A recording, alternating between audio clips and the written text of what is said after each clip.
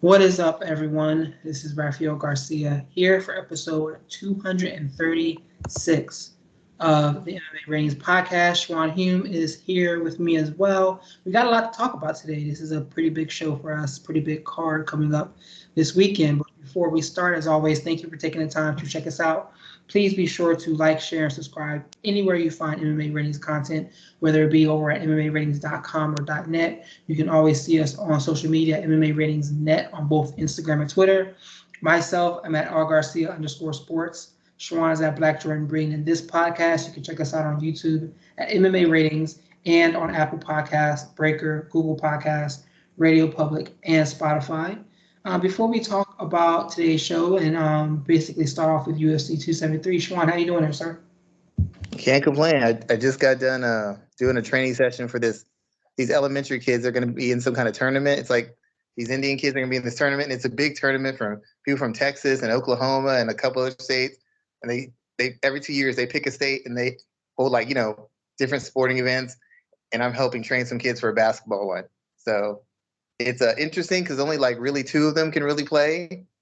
So I've got to pick the team and then I've got to train the team. I was hoping that I would just have to train them, but now I'm in charge of also picking the team, which is just another highlight of my day.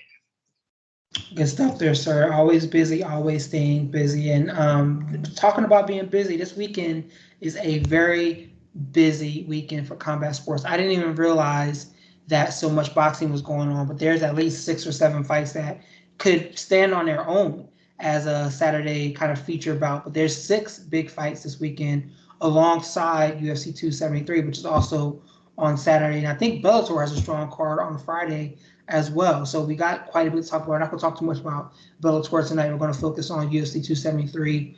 And have you ever wondered why Bellator, when they're going to have a strong card, has it the same day the UFC is going to have a strong card? Like when the UFC is having these weak cards or they're off, that's when you should be pouring into it. So the whole focus is on you. Like that's a good question, because I feel like there have been shows where they have had very strong cards that run before UFC events. Like the first one that popped into mind was, you remember when Michael Chandler and Eddie Alvarez fought hours before, like maybe an hour before Shogun and Dan Henderson had that big rematch, and that was a hell of a night of fights. But I feel like they have a lot of good cards on Fridays before Saturday, and UFC having a pretty strong event. I think it's a smart strategy, but you don't hear as much about the Bellator cards. Like this week, I know is Corey Anderson and Yadin Nemkov, and I don't even know what the co-main event is. I know it's a big one though.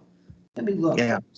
It's just like, why not just do it on a weekend where you have the show to yourself, or you're competing against a weak card? Like you're splitting the focus, and you don't have the UFC name brand recognition. Oh.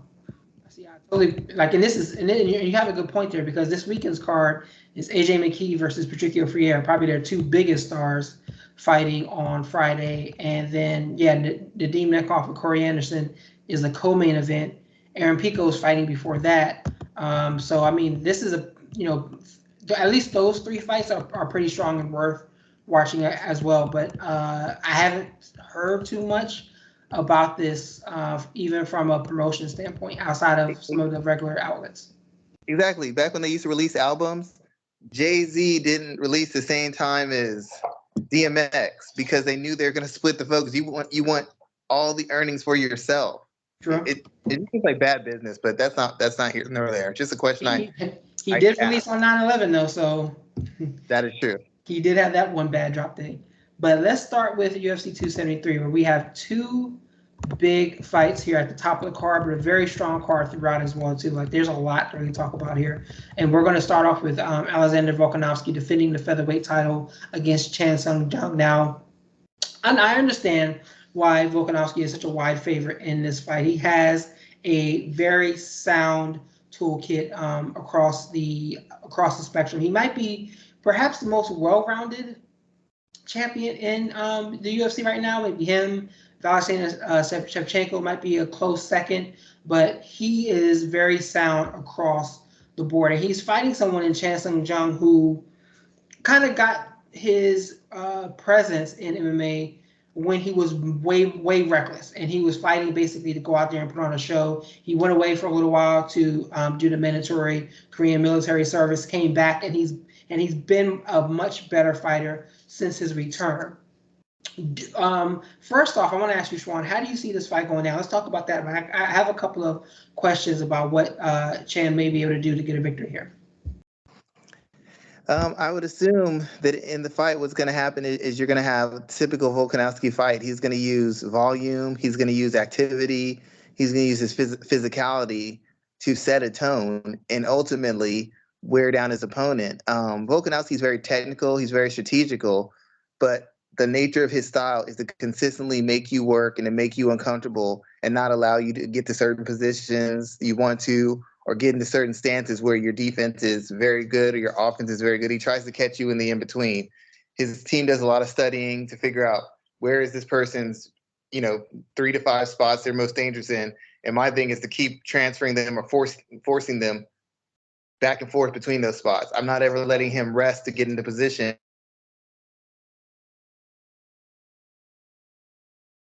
Force me into up against the cage. Yes. I was going to say you froze, but you're back. Position. If you watch him train, he wants to bar, he's putting that volume on you so you can't feel comfortable with your shots. He's trying to deny you takedowns because he doesn't want you to secure a position where you feel comfortable and you can rest. He wants you constantly shifting positions so that you're burning the energy, not just physically, but mentally, because you can't get to or you can't stay in the spots you're most effective in. And I assume that's what he's going to do against Chan Sung Jung, who's a more defensively responsible fighter, who's a little bit more disciplined, but ultimately he has had a lot of mileage on him. And when he's been facing opponents who are physically superior or comparable to him as far as length and size and athleticism, he hasn't fared nearly as well. His loss to Brian Ortega was fairly one-sided, a guy who could match him physically. His loss to Yair Rodriguez was another guy who was physically comparable to him or better athlete than him. Against other lesser opponents, he was able to bully them, to take over and control the pace of the fight. I don't know that he's going to be able to do that against Volkanovski. Now, I don't know if Volkanovski is a devastating enough fighter to finish him, but then again, I don't know that the Korean Zombie has enough of a chin to stand up under 5 rounds of punishment and 5 rounds of pace pushing. So I want to talk about that because there's a couple of different things about Chan that I want to kind of think about here.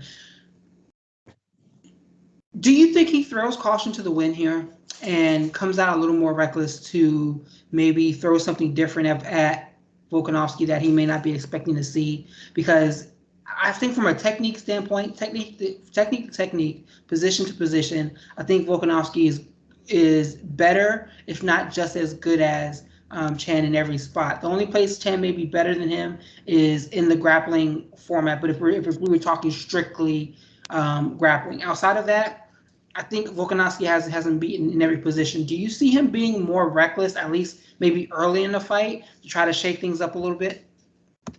I would. Do we get a look of does the Korean Zombie of 2013, 2014 come back? I could see him being more aggressive, looking to really put something on Volkanovski early, because you don't want Volkanovski asserting his own momentum. You want to interrupt him. You don't want him to start putting shots together, pressuring you and forcing you into his pace and forcing you into positions he wants you to be in. The easiest way to stop, instead of being reactive, is to be proactive and to attack him and put something on him heavily. The problem is Volkanovski has, for the most part, shown to be pretty durable or able to recover when in bad spots, whether it's a submission or getting rocked on the feet. So that aggression comes with a high price, because if you don't put him on his heels or you don't hurt him severely, you're going to expose yourself to a takedown. You're going to end up in a clinch where you're forced up against a cage. You're going to basically, because to land that kind of shot, you have to load up and put something on it. If that shot doesn't put him out or doesn't back him up, you know he's going to fire with 5, 6, 7, 8, 9, 10 shots of his own, and he's going to pressure you and put you in a bad position. And I don't think the Korean Zombie can tie up with him or match him in physical strength or pace. He's the bigger hitter. He's probably the better finisher, but it's getting to those finishing spots and being able to build on those finishing spots where the problem is. And if you go out for a quick finish, if you get it, cool. But if you don't, now you're at the mercy of Volkanovski. He's put you in an inferior position. Maybe he's taking you down. Maybe he's got you up against the cage. And now you've got to fight tooth and nail just to get the fight back to a neutral site. I can really see that there. I can see that going down. How do you see this fight going? Do you think that it goes all 5 rounds with Volkanovski being pretty dominant, going 50-45, or do you see this being closer? Well, I'm thinking Cejudo, because a lot of what Cejudo does when he works with people is he's trying to find minor details or nuanced aspects of their fight game to adjust to kind of allow them to flourish.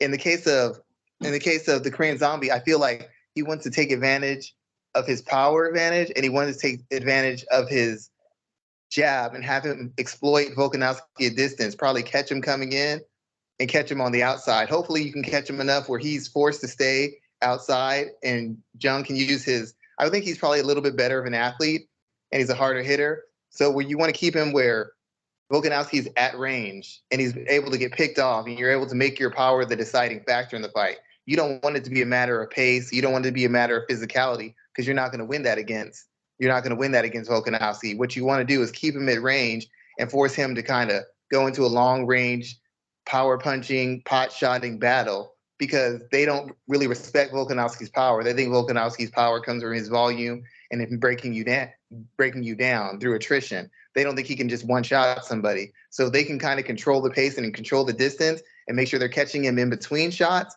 Then they can hold him off from pressing, back him up, and eventually finish him off. That's what I think he wants to do. But Korean Zombie, as fights go on, and he's in tough fights, and exchanges tend to get extended. You notice even in his grappling, he gets a little bit sloppy. He starts getting a little bit desperate, jumping for submissions, hunting for submissions. In exchanges, he might be tight through the first 1, 2, 3, but then when you get to 4 or 5, it gets a little wide. He starts standing in front of you. He stops moving his head. He stops changing levels, and he just starts slugging with you.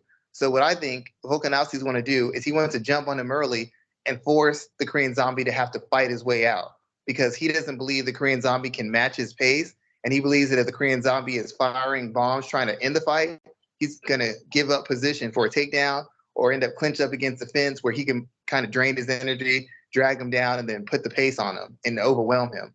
For the Korean Zombie, he just wants to control the range. He wants to constantly turn Volkanovski so Volkanovski can't get that momentum going, keep him at arm's length, and make it a matter of athleticism and power. Because if he keeps it that fight, I think it's an easy fight for the Korean Zombie, but it's a matter of can he keep Volkanovski where he wants to be at, where he needs him to be at. I don't necessarily think he can. He had problems even against Yair Rodriguez, and Yair is a great athlete. He's very durable, but he doesn't have the IQ or the levels, the range of weapons or the level of attack that Volkanovski has. He struggled with Ortega, and Ortega's a dynamic striker, but he only fights in spots. And Ortega, you know, he's a guy who's a dynamic finisher, but he doesn't really set up his work very well. And once Ortega hurt him, the tone of the fight changed dramatically. So you have to tell me that the Korean Zombie is going to maintain distance, engage, throwing heavy shots to keep him out and to back him up. And at no point is he going to make a defensive lapse. It's going to get him hurt or put himself in a position where he's going to be on the defensive against Volkanovski. That's the cleanest and easiest fight for him to win. And you're telling me he's going to do that, and he's never fought a pitch perfect fight. If he doesn't finish early, the later the fight goes, the sloppier he gets, the lower his IQ gets, and the more defense goes out the window.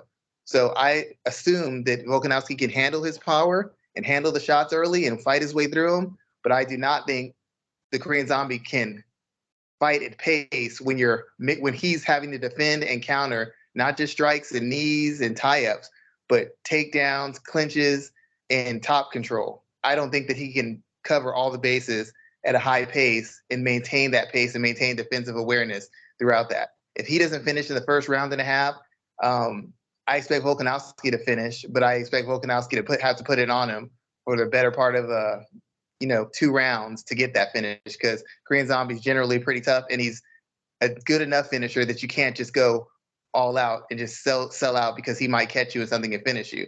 But I would expect Volkanovski to get advantageous position, have Korean Zombie fight out of it a couple times, and eventually just get ground down by the physicality and the pace of Volkanovski. Like I said, early on, he's got a chance because Volkanovski is not hard to hit, but Volkanovski is hard to hit the way you want, and he's hard to scare off. And if you can't scare him off and he gets his hands on you, we have a whole nother problem. And he stood up against Chad Mendez, Jose Aldo, big hitters in the division, haven't been able to dent his chin. And if I have to rely on one person's chin in recovery, I'm going to go with Volkanovski because we've seen the Korean Zombie get hurt before, and we've seen him get hurt recently. And even though he's fighting smarter, you can't erase all the mileage he has on him for constantly being in wars for the better part of 2 to 5 years in the UFC fighting world-class opposition. Good stuff. As much as I want to see the Korean Zombie pick up a win and live in a world where both Korean Zombie and Charles Oliveira are champions in the UFC, I don't see it happening as well here. I commend Volkanovski for taking this fight. He could have waited for Max Holloway, but instead, he stepped up and said he wanted to stay on the card. He wanted to fight, and he took a tough contest in Chan Sung Jung. But I think he picks up the victory here. It's a dangerous fight because it's a fight he should win, and he needs to look very good in because the Korean Zombie didn't look great against Dan Ige. He looked dominant, but he didn't look like he was a class above him. So struggling with him, much less losing to him, puts kind of a shadow over his reign and might give his future contenders some confidence. The Korean Zombie is the kind of guy at this stage of his career, Volkanovski is supposed to dominate. So if he does anything less, there will be some questions about how good Volkanovski is, how big a hitter he is, and if maybe he's a little bit more limited than we think, and it's a matter of his physicality that's winning in fights instead of his IQ and all-around skills. Good stuff there, sir. Let's move on to the co-main event. And it's funny because I don't see a lot of people talking about the co-main event, and I think that's pretty weird. Aljamain Sterling is defending his bantamweight championship against the interim champion, Peter Yan. We are all familiar with what happened last year, was it last year? 2020, actually, I think it was, maybe. I can't even really remember at this point in time, where Aljamain Sterling won the title via disqualification because Peter Yan kneed him while he was down. I think it was the second round or so, second or third round. No, he needed him in the fourth, right? Yeah, I think it was the fourth. He needed him in the fourth. Yeah. So Peter Yan has fought since then. He defeated Corey Sandhagen, and Aljamain Sterling had, I believe, neck surgery. He may have had shoulder surgery as well, too, during that time. But here we are. We're finally getting this 5-round bantamweight fight where Sterling is going to defend the title against Yan. What are some of your thoughts about this, Schwan? And then we'll go into the other pieces of the story. I don't think a lot of people are talking about this fight because in the first fight, once Yan got control, it was pretty much a one-sided beating. I mean, Aljo came out pretty heated early, working early, putting the pace on him, keeping him on his defensive. But once the fight turned, he had no ability to slow down the fight, no ability to get advantageous position. He couldn't hang in the striking exchanges. He was getting dominated in wrestling exchanges.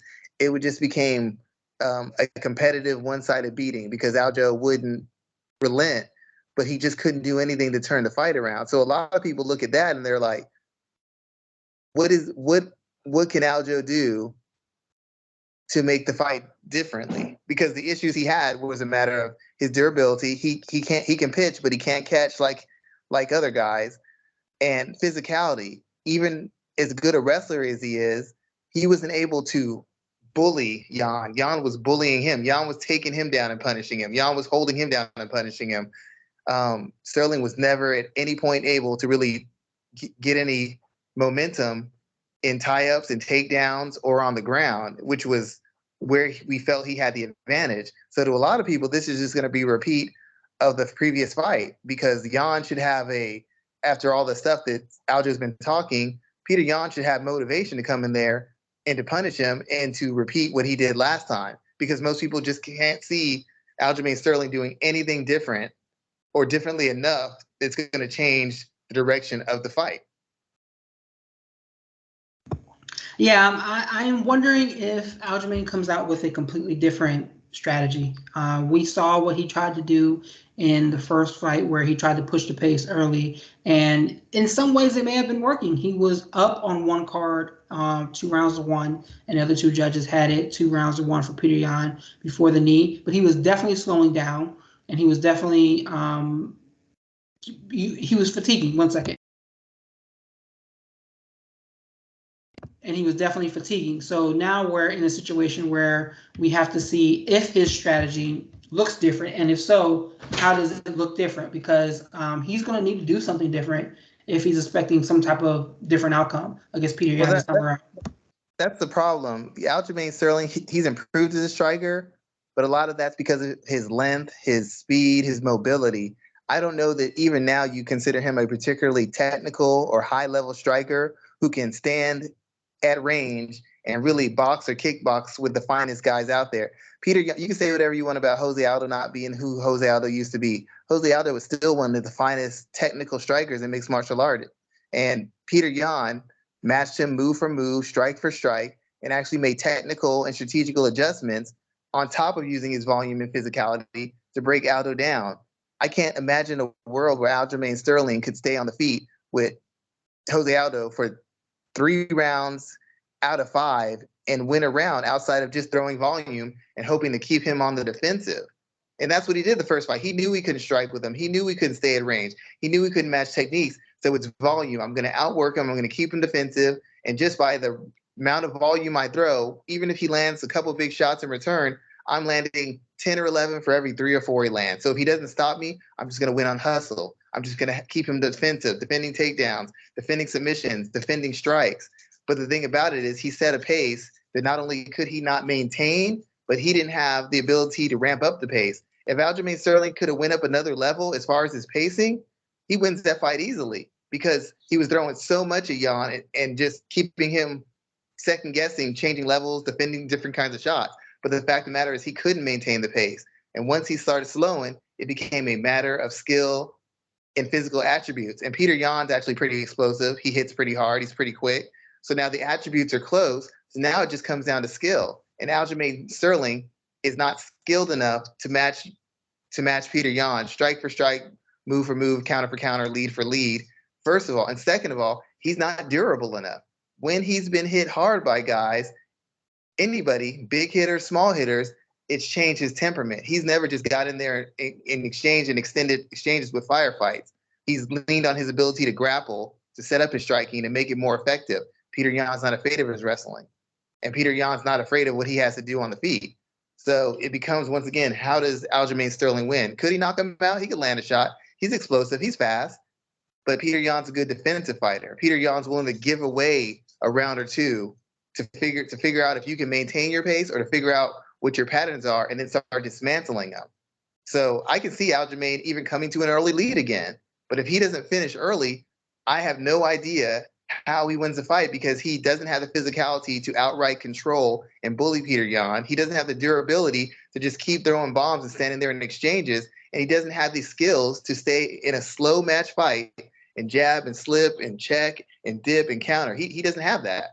And you're not going to pick that up in 6 months or 8 months, especially coming off of surgery.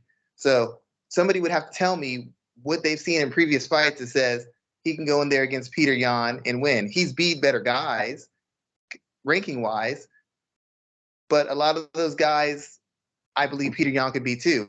I don't know that Aljamain Sterling would beat Jose Aldo. I don't know that for sure. But I think Peter Yan beats anybody else that Aljamain Sterling has fought. Yeah, that's definitely an interesting way to put it. I'm really excited about this fight here because I think it's interesting because the bantamweight division is so deep. Like, regardless of which man wins, you have to look and say, okay, well, who's next? Do they go to TJ Dillashaw, Jose Aldo? Like, where do they go? So if coming out of this fight, regardless of who wins, Yan or Sterling, who do you think is next in line? I don't know. Probably if Dillashaw and Jose Aldo fight, which will probably happen, something like that. Dillashaw or Jose Aldo and Dominic Cruz, somebody out of those 3 would probably be next. TJ Dillashaw or Jose Aldo would probably be the favorites as far as they have a storyline. They have some somewhat of a history. The way that Dominic Cruz lost to Cejudo, and even in the wins he's fought, he hasn't looked a level above. So I think Jose Aldo or TJ Dillashaw. Probably Dillashaw if it's Peter Yan. If it's Aljamain Sterling, it'd probably be Jose Aldo, I think. But either way, I think one of those two they're still winning fights. They're still proving that they're at least a level and a half above the rest of the division. I think it'd be one of those two. I do want to say, like, I like Aljamain Sterling. I don't blame him for embracing the championship. The guy flaunted the rules, and whether he was faking or not, if the guy didn't do the foul, there'd be no way he could fake his way into a title. I feel bad because his title reign has been kind of marred by the fact that it didn't matter that he got the title through a foul. The fact is the fight was going, Peter Yan was completely dominating it. So it's not like it was a 50-50 fight and people can say, well, it could have gone either way, yada, yada, yada. Peter Yan was just dominating him. Aljamain Sterling couldn't do anything. He couldn't get takedown. He couldn't get to his feet. He couldn't fire back. He's being completely dominated. So people don't even have the doubt in their mind that the fight was close or competitive. And I feel bad for him because he's a very good fighter. And this whole situation has kind of made people look at him differently. Even the people who are on his side about the foul will say they don't know why Peter Yan did that. He was having his way with him. Like, why would you do that? You were like 5 minutes away from a title, and it was going to be easy work. You might have finished this guy legitimately had you just stuck to the rules. So it's marred his reputation as a fighter. It's marred his time as a bantamweight champion. And even if he beats Peter Yan, if it's a close fight, I could see them doing a trilogy just because Peter Yan essentially won the first fight, lost on a foul. And if the fight's super competitive and a split decision, that means Aljamain Sterling has still not clearly won even one fight against Peter Yan. So he's got to come out there and he's got to make a statement, and he really has to win this. Because if he loses the fight, it's just a really bad look for him. It's just like it's basically going to look like he took the title and tried to hide because he knew it was going to happen to him.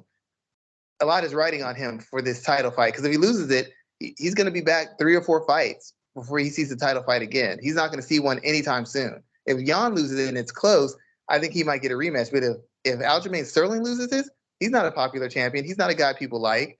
I think he might be 2 or 3 years away from potential return on that. And the division's only getting deeper and more competitive. So that 2 or 3 years might turn to 3 to 5, or it might just mean he's never going to see that chance again. Yeah, I definitely agree that if he loses this, Sterling's going to get pushed way out of the title picture, regardless of what his accolades kind of look like. And I stand up by the idea that Jose Aldo should be next in line for who comes out on top here. So let's move to what is probably the biggest fight on this card, and it's not even a title bout. Gilbert Burns, Khamzat Chimaev, 3 rounds, 170 pounds. This is a fight that has had me excited since it was announced, and especially looking at some of the interviews that Gilbert Burns has been doing, some of the trainings he's been doing. He's coming into this looking to halt Chimaev's momentum. I think it is an excellent fight for both men because we have Chimaev who can easily vault Leon Edwards in the title picture if he picks up a win here, a dominant win. They will pull Edwards out of whatever fight negotiations they have for him right now and put Chimaev against Usman by the end of this year. I guarantee it. But then you have Gilbert Burns, who's in no way or shape easy out for anyone. So I think this is a very interesting fight here, and it will tell us a lot about Chimaev win, lose, or draw. And I think that Burns shouldn't be overlooked in any way. I like Chimaev. He's got a personality. He's got some athletic talent. But because of the way he's won, people have overrated his skill set. I'm not saying he's fought pushovers or soft touches, but we don't really know the depth of his skill because we've never seen somebody actually push back on him. People talk about his wrestling. There was a guy on Twitter, I can't remember his name. He was interacting with me, and he's like, people keep talking about how he's this great wrestler being on the Swedish Olympic team, but those guys aren't considered elite wrestlers. And a lot of what Chimaev does in his grappling exchanges is just his aggression, his size, and his explosiveness. We've never seen him try to wrestle late in the 3rd round or late in the 5th round. We've never even seen him fight against. Man, he hasn't made it out of the 1st round. Exactly. It's like in grappling, it's like anything else. When somebody's fresh and they're comfortable, it's easy to bring the jab back. It's easy to shoot correctly. It's easy to go to the guard correctly. But what happens when you're tired, when somebody's not letting you get to your spots easily? That's when you find out the actual skill that you have. When you can just out athlete and do a sloppy takedown and get up, or just do a crazy scramble and get out, that's fine. But when you get tired, that crazy scramble gets you pinned or gets you finished. Then you have to rely on your actual awareness, situational awareness, and technical skill set to work 1, 2, 3, 4, 5, escape. You can't just go 1 through 5 escape because you don't have that to lean on. He's never been in a situation where he's been forced to have to fight back, or he's been forced to fight through fatigue. We don't know how good his striking is because we've never seen it when it's tired. We've never seen him take a shot and have to stay disciplined and show poise and depth and awareness. We've never seen him have to get a takedown late in the third round to win a fight, or have to defend a takedown late in the third round to defend a fight. We've never even seen somebody being able to really defend his takedowns. It's all been aggression, physicality, size, and athleticism. So we don't really know how good he is. We don't know if he can take a shot. I mean, everybody says in sparring, I get hit really hard. But if that was the case, why do guys spar with heavyweights in sparring and then get in a fight and get knocked out by a lightweight in a fight? Well, it's because of smaller gloves. Yeah, smaller gloves, whatever. I don't care if you're wearing 16 ounces. If you're getting 16 ounces, getting hit by a 200-pound guy and it ain't shaking you up, there's no reason the shot by a 155-pound guy is laying you out. I'm sorry. That's not how that works.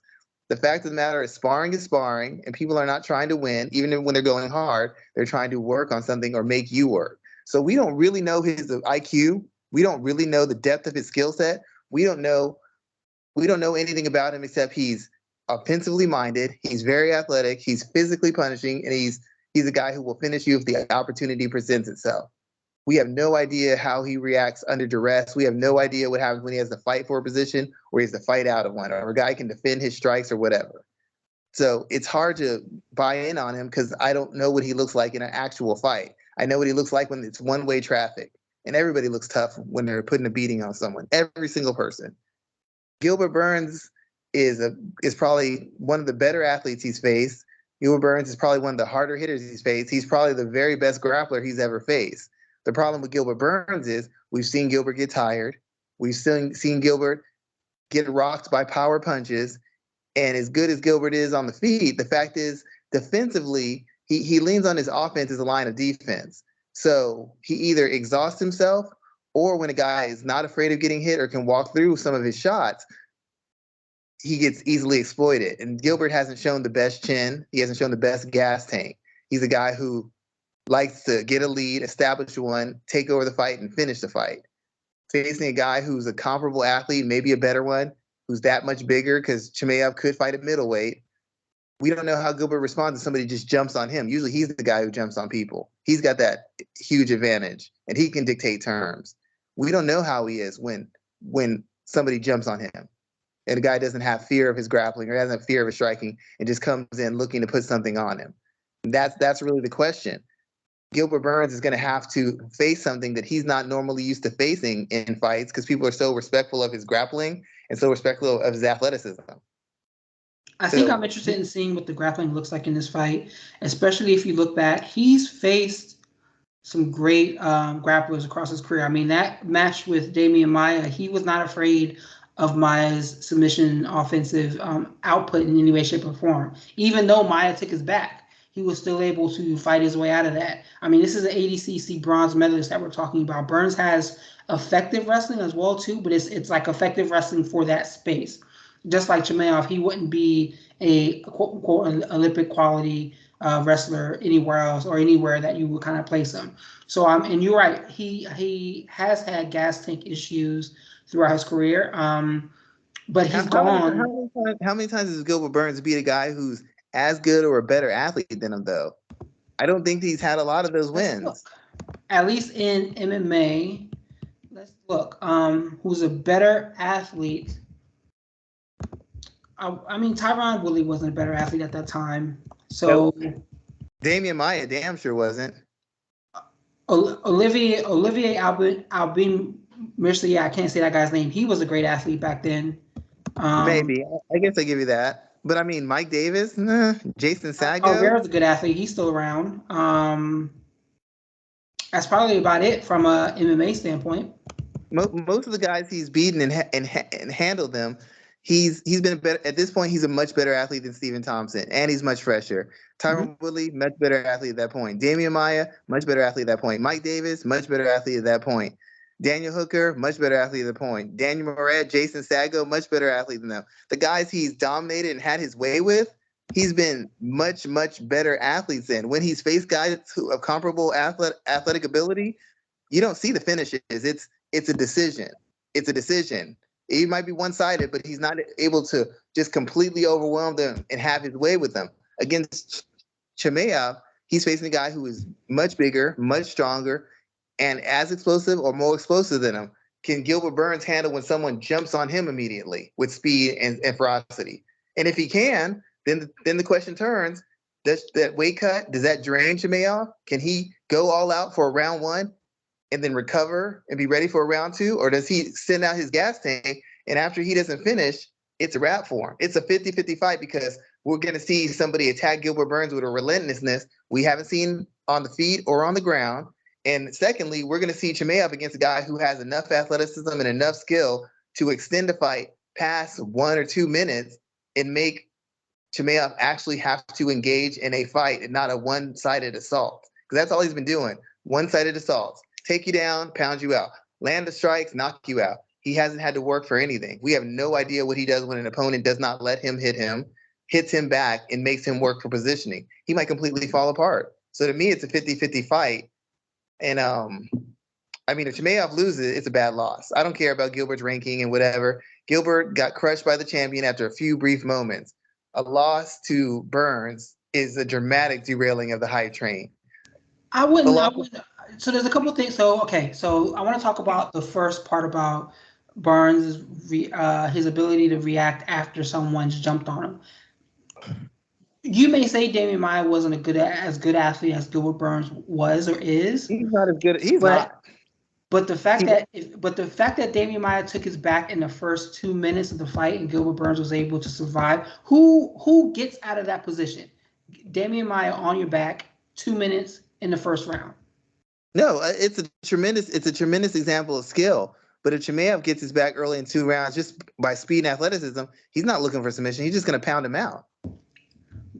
Okay, and then the other half. What did you just say about I totally forgot what you. Oh yeah, so would this be a major hit to Chimaev's hype train? I mean, yeah, he's coming off. Well, he just beat Stephen Thompson, but he had that loss to Kamaru Usman. But he did drop Usman in the first round. He had him in a very bad state in the first round of that fight. So I don't think that it's as big of a hype train derailment. I'm trying to think of a comparable kind of like comparison that we've seen. Maybe a lot. Well, no, we can't even say Josh Crispy and Dustin Poirier. Like you can't even really say that. Maybe along the lines of when Dustin Poirier lost to Chan Sung Jung. He had to kind of rebuild himself up, but it wasn't like this guy's. We should be looking at him in a different stance. I think if Chimaev loses this fight, it'll set him back, but his hype train won't be as derailed as you said. I think a lot of the loss, because if a loss comes, it's because A, he faced resistance and he broke and got finished, or B, he got tired. Either one's not a good sign for someone who's saying he's elite, because if you gas against Gilbert Burns, and Gilbert Burns isn't totally out of shape, but he's got extended before. He's had fights where he's dominated, he could have finished, but he extended himself and he didn't have enough to close the show. If you gas, then basically we know that the minute somebody gets through a minute or two of the rounds, you can't hang. And if Gilbert Burns just punches him in his face and he falls apart, that ain't great for him either. Because that's been the question everybody's been asking. What happens when he has to fight? We all want to know what happens when he has to fight. And the question is, can Gilbert Burns put him in a position where instead of attacking someone, he's having to fight back? And if he can't fight back, you can't be a champion as a person who can't fight back. No matter how great an athlete you are, how dynamic finisher you are, at some point, someone's going to handle what you have and force you to fight back. And if he can't fight back at all, the whole train gets derailed. The whole train is built on his dominance and his seemingly being 2 to 3 steps ahead of everybody in the division. The train is not built on him being close. If he was in close fights, he wouldn't be in the position he's in. He's in them because he's made it seem like the gap is this wide between me and everybody else. So him going tooth and nail with Gilbert Burns in a win's still great, but it's not good for his narrative as far as getting that title fight. He has to crush people. That's how he gets the title fight. A close win ain't getting him a fight over Leon Edwards. It's not going to happen. It has to be a dominant win where people start thinking, hey, look what he did to Gilbert Burns. And Gilbert Burns had moments against Usman. Usman's in trouble. If he struggles with him, much less loses, he's going to have to put on another impressive performance before he gets that title fight. Good stuff there. So he's a victim of his own success, basically. Yeah, that's right. I can definitely agree with you on that. What else stands out on this card to you? Because I was not prepared for how deep this card is. We got Mckenzie Derm versus Tisha Torres. Vic Pichel against Marco Madsen. We have Rosenstruck versus Tybura. I think that's a good fight. That's deeper down on the card that we're not really paying attention to. Aspen Ladd, Raquel Pennington. That's an important fight. We have Piera Rodriguez. She's making her debut against Kay Hansen, who is someone that the UFC had very high hopes on. So there's a lot to kind of look at on this card. What else is standing out to you? I would say the Rosenstruck Tybura fight, being that Ngannou's hurt, Gagne's coming off a loss, and Tuivasa had a big win, and who else had a big win recently? Blades. They're probably going to have to do some kind of round-robin tournament to establish who's the next heavyweight champion, because Ngannou's probably going to be out from 6 to 8 months. So this fight is going to be very important as far as jockeying for position to be in that Fantastic Four of fighters who are probably going to be fighting for the interim title until Ngannou decides to drop his and leave the UFC or recover and come back. That's super important. Outside of that, Mckenzie Derm versus Tisha Torres, only because we haven't. Mckenzie Derm, as good as she's been in spots in the UFC, has never really been consistently good against a certain level of competition. So this is yet another chapter where we're hoping to see Mckenzie Derm evolve as a fighter, as an all-around MMA fighter, and get to the point where she can consistently put wins together against competent, athletic, experienced competition. When she gets to a certain level, she's tended to struggle.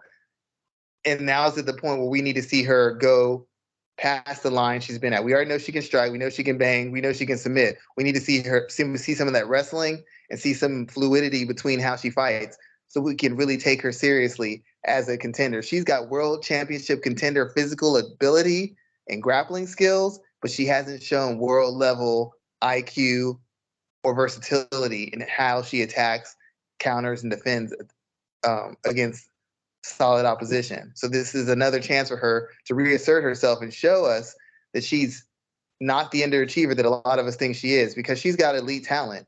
She just hasn't gotten elite results from it. And so far, she's been an underachievement, somewhat of a disappointment. As far as a big signing and given as gifted as she is, she probably should be contending for a title right now instead of having to contend for a top 10 spot against a person who has also repeatedly underperformed against the best in the division. Yeah, I can definitely agree with you there. I'm interested in seeing what the Mckenzie Derm Tisha Torres fight looks like as well too. It's weird because I feel like that division is wide open, but at the same time it's not. You have Namajunas at the top, and then you have who else after that? You have the Carlos Barza fight coming up, and it doesn't really seem to be much movement beyond that. So I'm interested in seeing what this fight looks like and how both of these women perform. Torres they want Derm in those spots. They've tried to help Derm get into those spots. She just hasn't been able to pull the trigger. It's like the reverse Angela Hill thing. Angela Hill isn't their first choice, but Angela Hill has shown so much personality and versatility. She keeps herself in these talks, but she's never able to put enough wins together to justify it. They want Mckenzie Derm in these positions, but she's never ever able to get a big enough win to force herself into contending for a title. So even though the UFC is on her side, she keeps underperforming. And then she ran into Amanda Ribas, she won 4 straight, and then stopping 3 of the women, and then she runs into Marina Rodriguez. So, and she's someone, I think I think Marina Rodriguez might be next in line for a title shot, but I wouldn't be surprised if they make her fight one more time either. She's on a 4-fight win streak. So if Mckenzie Derm would have won that fight, Mckenzie Derm would be fighting for the title. It's only definitely, because it wasn't Mckenzie Derm. They want her to fight for it. She just isn't doing the job. Yeah, I definitely agree with you there. And I'm interested in what that fight will look like if her and Rose fall. Obviously, Rose is going to be the better striker through and through. I mean, that's 110%. But if and when Mckenzie gets you on the ground, it goes to DEFCON #1 immediately, just because she can finish, and she can finish from so many different places that you don't see in women's MMA often. So I think she's a dangerous fighter, but she can't get there yet. Yeah, I really want to be interested to see if, given Rose isn't as accomplished as Mckenzie Dern, but in mixed martial arts, Rose is considered somewhat of a boogeyman on the ground herself. So it'd be interesting to see if she would actually engage in those exchanges and how they would go within the context of striking, wrestling, everything else. It'd be interesting because, Rose is considered all-time great talent. And it'd be interesting to see if she would really challenge herself. She's challenged Joanna Jędrzejczyk I can't say her name, on the feet, and she was a much better, more established striker. Would she be willing to test herself on the ground against the much more established and, in theory, superior grappler? I mean, yeah. Well, it's not in theory, because there was a time when Mckenzie Dern was ranked the top women's grappler in the world for years. So that's not a theory. That's a fact. I mean, based on what her accolades alone is in that space. Joanna was never considered the greatest Muay Thai fighter in women's Muay Thai at any point in time. Mckenzie Dern can definitely say she was the world's greatest grappler at one point in time. I mean, she beat Gabby Garcia when she was a boogeyman of grappling, period. So it will be interesting if we get there, because she can run into Tisha Torres and not take her down, because Tisha's just so damn strong. So let's see what that fight looks like on Saturday. I'm really interested in that contest as well, too. So, Schwan, we got a lot of boxing to talk about, man. There's a lot going on Saturday where I want to start with Ryan Garcia first. He is fighting Emmanuel Tagoe. Did I say that right? I thought it was Tago. Huh? That was Tago, but maybe I'm not. You might be right. I have not said his name. So Ryan Garcia is an interesting spot because this is his first fight under a new camp. We've all seen the story about him having a falling out with Canelo Alvarez's training head coach, with Alvarez basically saying that Garcia doesn't look like his heart is in it, for lack of a better term. What should we expect from Garcia in this fight and beyond? Well, he's training with Joe Goosen, who's one of the best trainers as far as repping the fundamentals, getting his fighter to buy into his method of training, and developing good habits, encounters, and leads to maximize his fighter's physical skills, whether it's durability, strength, power, athleticism. Ryan Garcia is expected to win this fight. It's supposed to be somewhat of a showcase fight against a tough, kind of awkward, experienced guy who won't fold and will be willing to fire back. Ryan's the better athlete. Ryan's probably one of the better athletes in the division. He's probably, if not one of the bigger hitters, the biggest hitter, and he's got the fastest hands in the division. His fight is merely to get him active, reintroduce him to the public, and hopefully build up some steam and some interest in him getting a bigger name, like a winner of Haney Cambosis, or maybe Gervonta Davis versus Rolly Romero. It's just trying to get him back in the mix, because Ryan Garcia is a guy who's got looks, he's got athleticism, he's got knockout power, he's been improving, but he's never fought consistently enough to build off any of the success he's had. He had 2 or 3, 4 fights in a row against ascending opposition. He beat Luke Campbell, and after that, he just fell off the map. They were talking about fights with Gervonta Davis. They were talking about possible fights with Devin Haney. He was supposed to be up to challenge for Devin Haney's title, and all those things never came to fruition. So basically, Canelo's trainer, people are going to fall on this on his side, because Ryan Garcia, there's always been questions about his commitment to the sport and his recent pulling out of fights, getting hurt before fights, constantly not fighting for a year or more, but constantly saying who he'd knock out and who's ducking who and who doesn't have the courage or the skill while not actively competing, has taken away all the goodwill of his win over Luke Campbell. After that win, people were considering him a top contender, a future champion, and a face of the sport. And since then, he has done absolutely nothing with that momentum. So now he's trying to reestablish himself, get some attention, hopefully get a spectacular win that'll help him get sharp and be prepared to take the next step, hopefully against a name fighter. Yeah, I'm really interested in seeing what Ryan Garcia looks like because he's only, 26, I think. So yeah, he could be a star. He's a good-looking kid. Girls like him. He's got that De La Hoya effect. He's one of the people he who can definitely help be a huge star. He's still very young. But so, he doesn't fight enough. He's been inactive for the better part of almost 2 years. And while he's been sitting on the sidelines, other people have moved up in weight, moved down. Devin Haney's defended his title like once or twice, and now he's fighting for the undisputed. Teofimo lost his title. A lot of things have happened to change the landscape. And Ryan Garcia's got to get back in there to prove that not only is he worthy to be mentioned, that he's actually a legitimate threat and not a sideshow who gets by more because of his social media impact than his impact in the ring. Yeah, I'm looking forward to seeing more of Ryan Garcia, and if he's a star that everyone's kind of pointing him out to be. There's some other big fights this weekend as well. Triple G's back. He's fighting Ryota Murata as well. So what are your thoughts about this fight here? And Triple G's still in the Canelo Alvarez race as well too. So how does he need to look on Saturday if he's going to be the next guy to fight Alvarez or fight him and later on this year? First, he has to win, and he has to win dynamically. If he ekes by, it's got to be he's got to win. He's got to win dynamically, preferably by stoppage. Even if it's a fight of the year type fight, if he doesn't have a spectacular finish, it's going to take some of the shine off the fight because the theory is, one, Canelo Alvarez waited until Gennady had lost maybe a half a step, quarter of a step, whatever. And in between that and the rematch, Golovkin hasn't looked dynamic. Golovkin hasn't looked dominant against world-class opposition, and he hasn't been super active, while Canelo has been facing increasingly larger opposition and increasingly fresher opposition, increasingly undefeated opposition, where Golovkin has not been nearly as active against or facing the quality of opposition. So the idea of the fight is less attractive now because it seems like Canelo's ascending, and at best, Golovkin's holding position. And even the last time they fought, Canelo clearly won. Canelo clearly beat him. So the idea is the second fight with an older, slower, more shop-worn Golovkin isn't going to be as competitive. It's basically a money grab for both parties. So Golovkin needs to win dynamically. He needs a dynamic. If he wins by decision, he's got to lay a beating on this guy. Most likely he needs to win by stoppage. His opponent is big, he's strong, he's aggressive. If he jumps on Golovkin early, because Golovkin's been somewhat of a slow starter, if he can jump on him early, we might have something because Golovkin's chin isn't what it used to be. It's still great, but you can back him up. He's not as quick as he used to be, so you can get to him.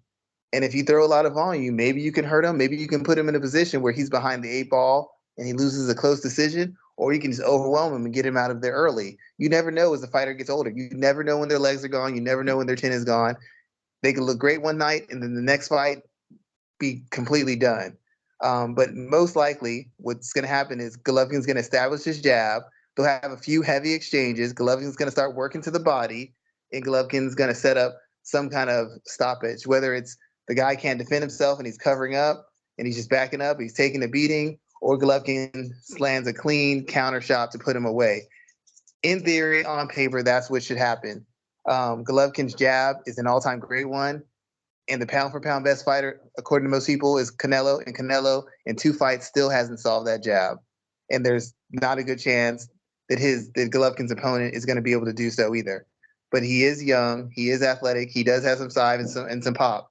His best bet is to go for broke early and see if Golovkin still has that killer edge and still has enough youth and durability in him to withstand an opening salvo. If he does, Golovkin's going to outclass him and probably stop him. If he doesn't, not only do we have a real fight on our hands, but we might have an upset. Either way, Golovkin needs an impressive showing to make this fight look good, and he needs to come out of this fight unscathed. Because if he gets hurt or he looks kind of shaky, Canelo has options now. Canelo's the cash cow. Canelo's facing guys in bigger weight classes. Nobody's going to question Canelo for not coming back to the Golovkin fight. In fact, they'll cheer him on for it. So this is very important that Golovkin not just win, but he does so in a certain fashion. Otherwise, the Canelo fight is going to go away. He'll have to fight at least one other fight to get to Canelo. And at this point in his career, any fight could be your last one. So he needs to win this, and he needs to look good in doing so. Yeah, I can agree with you there too. As much as I would want to see an Alvarez fight down the line, I don't think he wins it in any way, shape, or form. If Murata wins, do you think he could bump his way up into the Alvarez race? Maybe. The reason Golovkin's fighting Murata is because he's getting paid an exorbitant amount of money to fight him overseas. That's where the value of this comes, because Golovkin could have picked another fight when this fight got postponed, but he didn't, because of how much money is at stake. What a huge payday on the front and the back end this is going to be for him. So he's not throwing away free money. Golovkin's at the point now where he'll fight tough matches, but he wants to be paid maximum high dollar to fight these guys. He's not taking fights just to take fights because it's interesting to people. He's taking fights to get paid because he knows his career is on the back nine. Now, he's a good enough boxer, disciplined enough fighter that he can still fight at a world-class level, but he's no longer the boogeyman. People used to run from Golovkin. Now people are running to him. So, like I said, if Murata wins this fight, I don't know that Canelo fights him. Maybe. I don't know. Canelo wouldn't fight him next. Golovkin would probably has a rematch clause and would probably fight him again in hopes of building interest for the Canelo fight. So Golovkin loses his fight, it's just going to be a rematch because it'll be another big payday for Golovkin and a chance to regain his title and hopefully close out his career with a big fight. If he loses, it establishes his opponent as a national hero in his country and gets him another huge payday in his country against a guy who's an all-time great, future Hall of Famer, and the number one middleweight in the world in boxing. Good stuff, Schwan. What other fights are you looking forward to this weekend? Is the Spence fight this weekend? No, that was not this weekend. Okay, I thought it was this weekend. I hope it's not this weekend. Let me double check on that. I don't think it is. I have Lubin versus Fundora, Esparza versus Fujioka, Maya versus Han as well. Those are the ones that jumped out to me. Okay, I'm just making sure. Yeah, okay. Well, if it's not the Fundora versus Lubin fight is going to be a big fight because that's going to probably determine the next challenger in that weight class. Lubin is a great technician, great athlete, great amateur background. The issue with Lubin has been he's never been particularly sturdy. In wins or losses, you always feel like he's one punch away from getting finished. Against Sebastian Fundora, Fundora's got good boxing skill, not the greatest IQ, not the greatest versatility, but he's big, he's long, he's lanky, he's a busy fighter, he's a durable fighter. He's the kind of guy that you can outbox and you can beat, but you're going to have to beat him. He's not going to concede to you. He's not going to give in to you. You got to break him down. You got to put him away. You got to make him quit. He's not going to quit. He's not going to slow. He's not going to get scared just because you have some power or some boxing skills. He's determined to go as long as he needs to go, as hard as he needs to go for a chance to win. Even if he knows there's not no guarantee he's going to keep fighting. The question becomes, will Lubin maintain his poise and his discipline and stick to a efficient, medium-paced fight where he can use flaunt his athleticism, flaunt his hand speed, flaunt his mobility and his superior boxing skills and range of skills? Or is he going to get tired or collapse under the pressure that Fundora puts on him because he's not going to be able to scare Fundora off and he's not going to be able to back Fundora down? Will he start making mental mistakes? Will he get tired? Will he showboat and give Fundora an opportunity to take over the fight based purely off of his grit, his physicality, and the pace he fights at? It's a real simple fight. If it's a technical boxing match, there really shouldn't be a way that Fundora can match him in experience, athleticism, technique, mobility, punch placement, or shot selection. But if it comes down to a fight, who wants it more? Who can last through heavy exchanges? Who can fight at a pace and maintain it or raise it? That's Fundora's expertise. So it's going to be a matter of, can Fundora put enough pace and take enough punishment to make the fight the kind of fight he needs to win? Or is Lubin going to be slick enough, smart enough, and disciplined enough to deny Fundora those opportunities completely and just pitch a shutout? It's a 50-50 fight, and whoever wins it is going to be the next in line to challenge for a title. Good stuff there, Schwan. Yeah, I'm not too familiar with a lot of these fights going on, but I am going to be keeping a close eye on Ryan Garcia and Triple G and see how they perform on The good Saturday. thing is they're all important fights. Golovkin's an important fight. Regardless of who wins, it's an important fight. He'll set up another important fight. If Ryan Garcia, even though he's not facing a name guy, he's a potential star in the sport. So whatever he does merits some sort of attention and focus.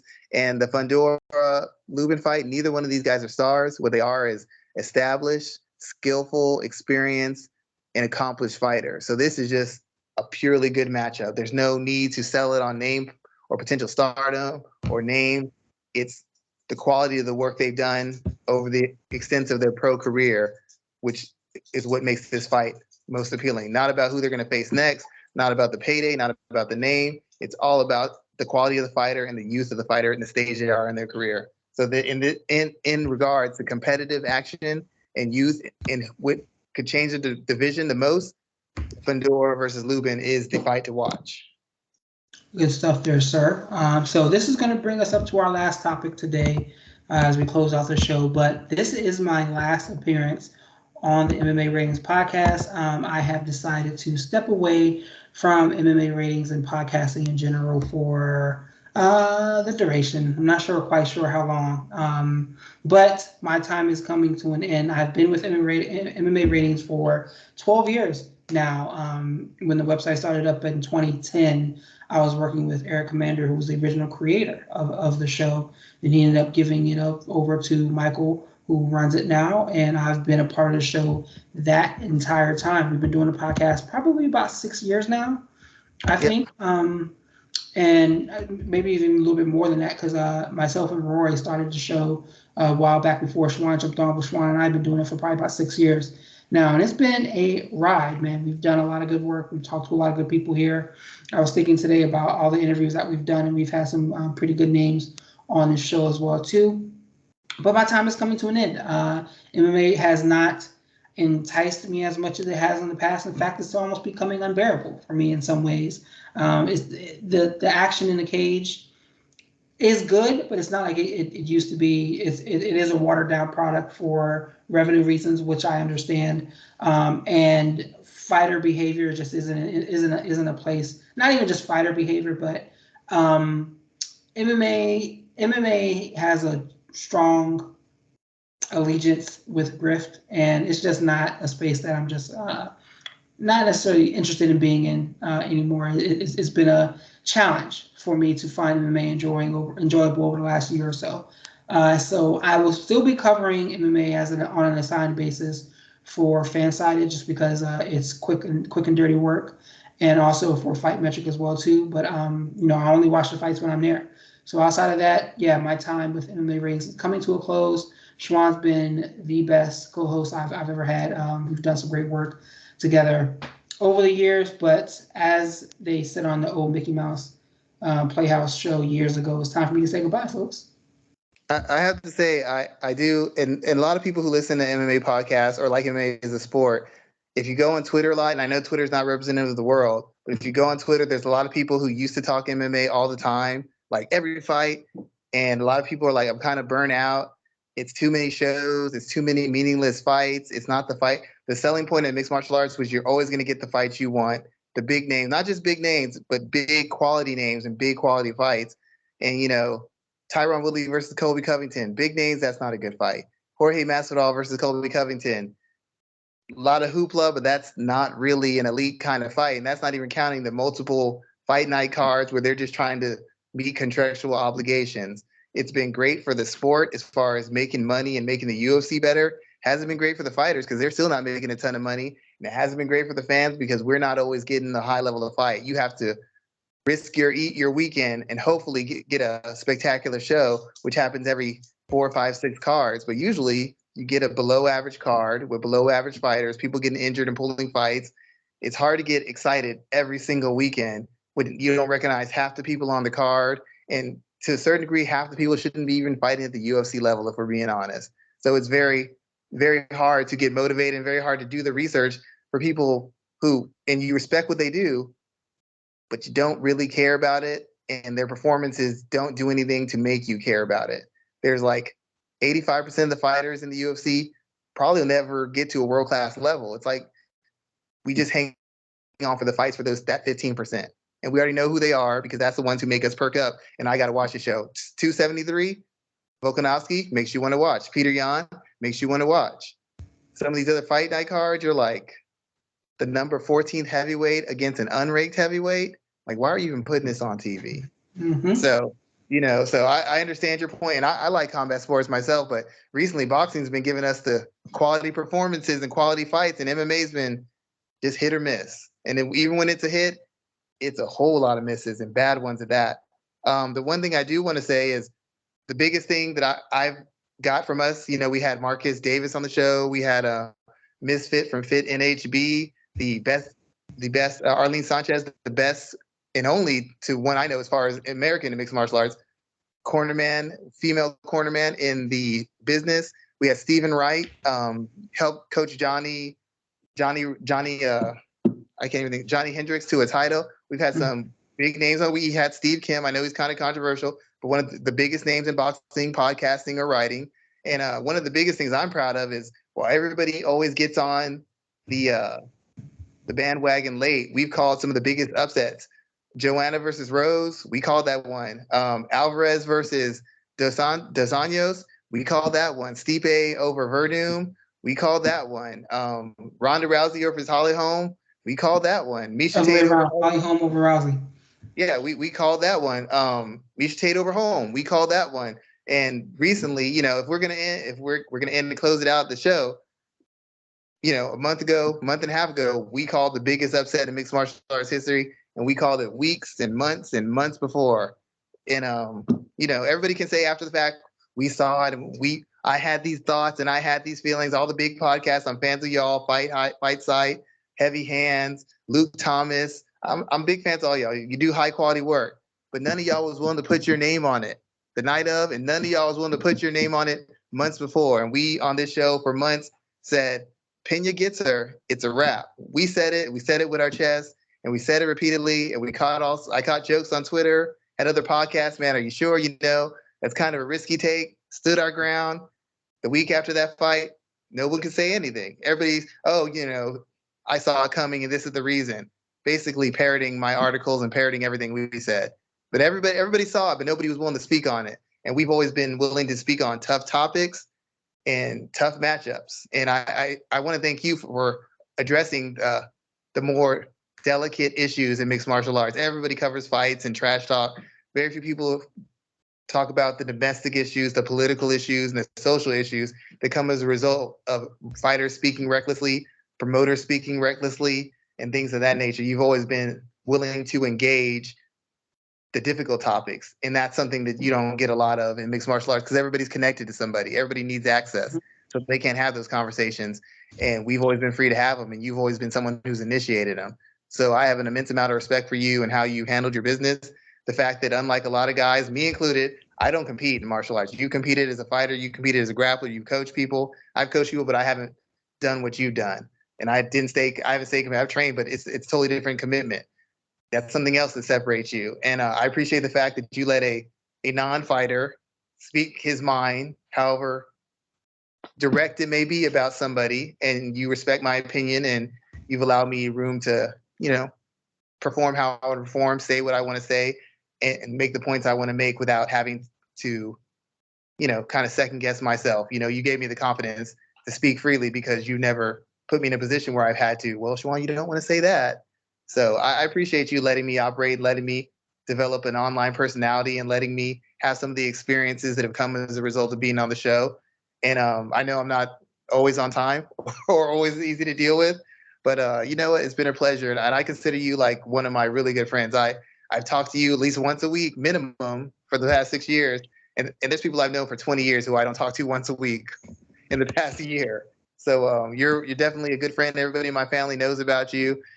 they thank you for the opportunity to let me be a part of your show, and it's been great, man. It's been great, and one of these days we're gonna have to get together and hang out. One of these days I'm gonna have to make a trip and get out there. And we're gonna have to hang out.